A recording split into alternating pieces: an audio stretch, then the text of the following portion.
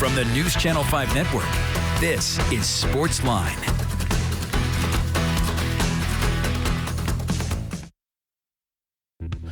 Good evening, Nashville. Welcome to SportsLine here on News Channel 5 Plus. I'm Jon Burton with you for the next hour. And we have a lot to get into, and so glad you're with us on this warm, steamy, hot Wednesday evening in Nashville and Middle Tennessee. Please stay cool out there. It's going to be like this for the next several days. So much going on right now. Of course, we had a big weekend of professional wrestling last week. It's our first chance to chat since SummerSlam and Ric Flair's last match. And, of course, the Music City Grand Prix coming up this weekend through downtown Nashville. That's going to be exciting. And, of course, Titans training camp well underway. And we've got football tomorrow, Jaguars-Raiders in the Hall of Fame game. So our first look at actual football, kind of, because it's the preseason. We all know preseason. Watching preseason football is a lot like drinking non-alcoholic beer. But here to help us break it all down. Yes, folks, we give you what you want here on News Channel 5 Plus. You've waited and debated for oh so long, just starving like Marvin for another evening with Jonathan Hutton, our guy from Outkick 360. And, of course, he's our Titans analyst and NFL analyst for News Channel 5 over on the Electric Power Company Sunday Sports Central. He joins us, as always, from his beautiful, palatial, spacious home studio in Murfreesboro, Tennessee. There he is, handsome as ever, Jonathan Hutton. Jay Hutt, good evening. JB, good to see you. I was with Eddie George this past weekend and brought a cigar for an evening with two Jonathans here. I won't be lighting this, of course. At least not unless we're solo in the house, so to speak. But yeah, we're good to go. I'm ready for football. Do we really have football tomorrow night, John? Do we really have football? Kinda-ish, sorta, you know? Yeah.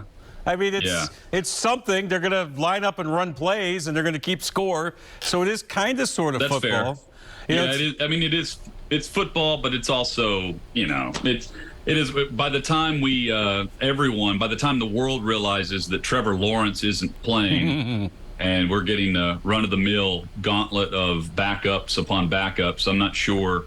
That's when the reality hits us that the preseason is a long haul until week 1 on September the 11th. Yeah, still more than a month away from the regular season opener, and only 3 preseason games to worry about. It's funny, you and I were joking. We've joked off air many times. When we do these evenings, we got to do it one night with you sitting in front of a roaring fire with a smoking jacket on and have this beautiful library of books behind you. You know, we want to make it a true evening with Jonathan Hutton.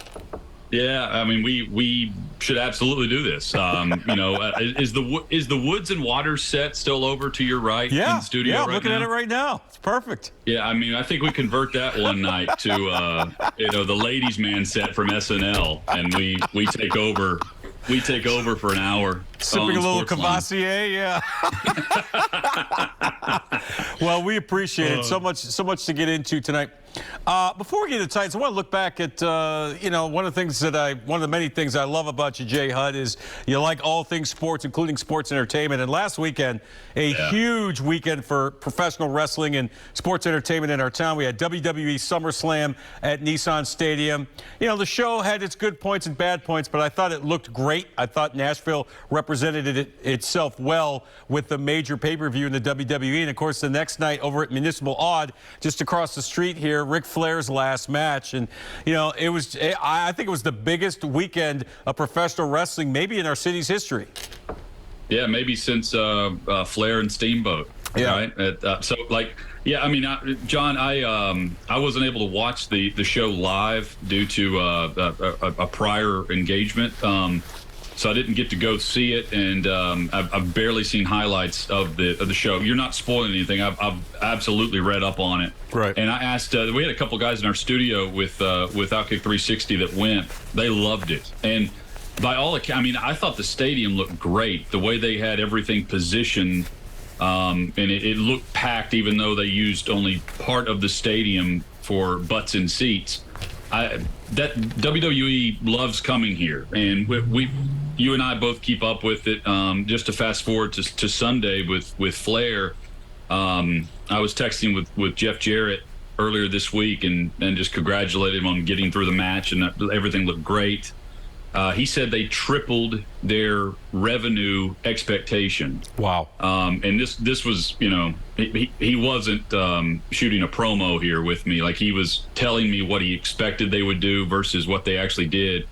And he was really surprised about how well they did on the actual Fight TV pay-per-view. And then he said everything in-house was awesome because all of the legends came out to watch that match live. Undertaker, Bret Hart, and others, and he said that's what made it really special. Yeah, Undertaker was there, Bret Hart was there. I mean, Mick Foley was there. Did you go? What's that?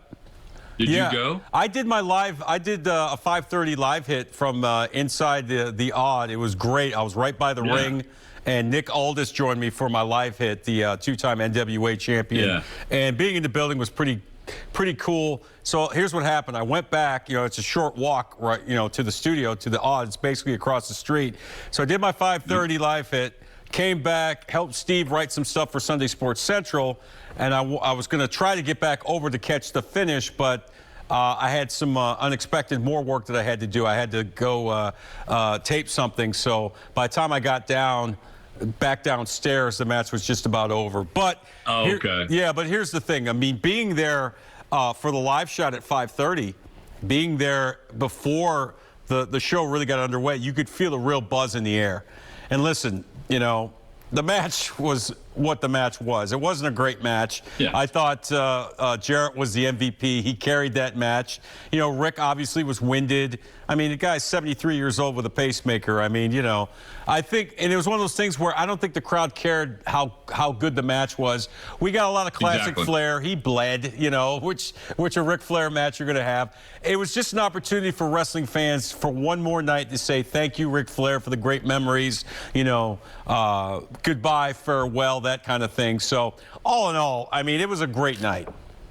Yeah, they put on a show, and then the real show started as soon as the 1, 2, 3 count on the figure 4 was locked in. I know they counted the pin.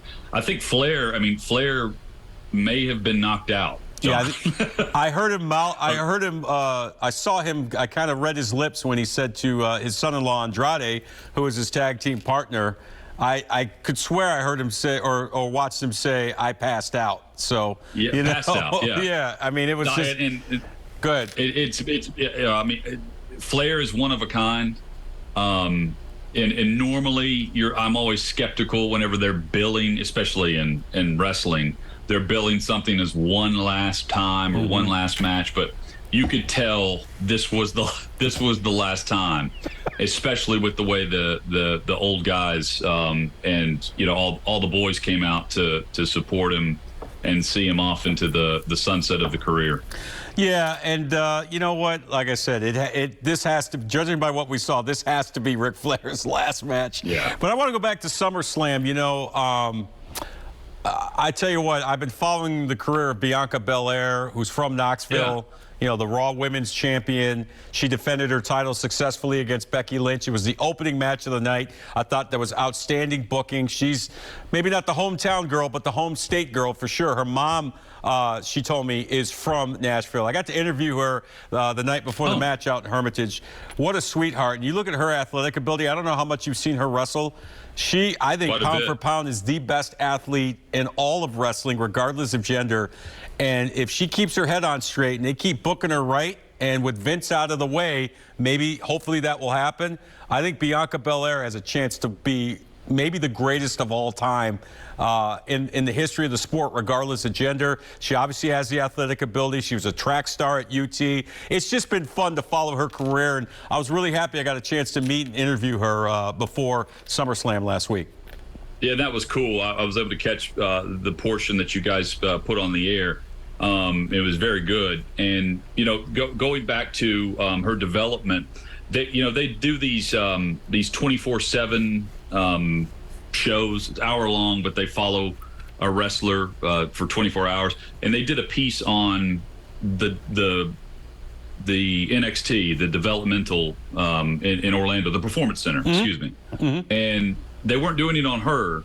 They were doing it on and I can't even remember who it was, but they were going through a tryout. And Bianca was in the tryout, unnamed. They didn't put a graphic up or anything. You could tell it was her. And she was the one, after all these guys were running in and out and they were getting the bump wrong, like they couldn't take a bump on their back, right, and then stand up and press forward with their left foot. That, I don't know why that was such an issue, but they couldn't do it. Oh yeah, it was William Regal yelling at them. He's like, "Step forward with your left foot. Why can't you do it?" Right. And she's in that video. She's on the curtain, and she raises her hand, pops in, and does it. And she's the first one that's able to do it. And there's some people that are just gifted with the athletic ability and then the mind for the business of WWE to pull it off. She's got it. And let's also tie in. Her husband, right, is also an up-and-coming WWE star. You'll have to help me with the name. Montez Ford. Yes, but he's in a tag team, and he's about to become like a single wrestler, right? Like he's going to be on a one-on-one now. I think Hutton. I think they're going to really strap the rocket ship to him. He's got it all. He can talk. He's got a great look. He's incredible in the ring. So yeah, they got a good thing going there with those two. I mean, and what they have is Charlotte Flair and Andrade, just tying that back in, except working for the same promotion and going all in. And you have now, instead of Vince, you have Triple H, who was with them in developmental, now running things up top. I think it's great for both of them that Triple H is taking over Paul Levesque as the new head of creative for that organization. Yeah, I wanted to ask you about that real quick before we go to break, Jonathan. Obviously, you know, listen, we as wrestling fans, we owe Vince McMahon a lot, you know. I mean, he's a polarizing guy, and the circumstances behind him, you know, leaving WWE are what they are. But the fact that, you know, I think the game had probably passed him by a little bit, and now you have the game. Paul Levesque, Triple H taking over. And, you know, Raw had its highest rating in years on Monday. There's a lot of curiosity now to see what the WWE will look like without Vince McMahon as the one guy in control of creative. I think Paul Levesque has an opportunity to really take a stranglehold, you know, of professional wrestling as far as interest, as far as people watching it, and even going to house shows. I think this is a great opportunity. This might be a second breath of life for WWE now. Yeah, you know what? I agree. I go in waves with it. I've got to have a storyline that really interests me to dive in again. Yeah. Because it's a predetermined weekly episodic show. We know that, but it doesn't have to be predictable. And you know, the last 2, 3, 4 years, maybe even longer, I just felt like it was very predictable about who was going to be up top. And if you had an injury at the top of their roster, they were going to go out and bring back Goldberg or someone else that, you know, hadn't been there in a while. And meanwhile, what are you doing with the young guys other than using them up for nothing? This gives them a fresh slate. Where we thought they were headed a month ago doesn't necessarily have to be that way now. And I think that's great. I'll say this on Vince, like, and I made a weird, I admit it's a weird comparison, but growing up in the 90s, the best part of Major League Baseball for me was the steroid era. Yep. I don't hate the steroid era. I was thoroughly entertained by it.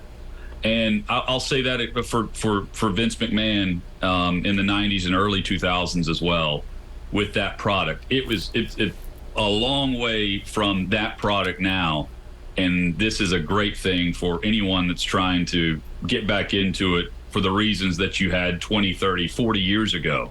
It has a chance to really take a big step forward. I agree with you. All right, we got our wrestling portion of the show out of the way. When we come back, we're going to talk some football. Titans training camp. We're going to get Hutton's thoughts on what he likes, what he's a little concerned about as we roll on here with Titans training camp and SportsLine. Folks, it's another evening with Jonathan Hutton. Stay with us. You know.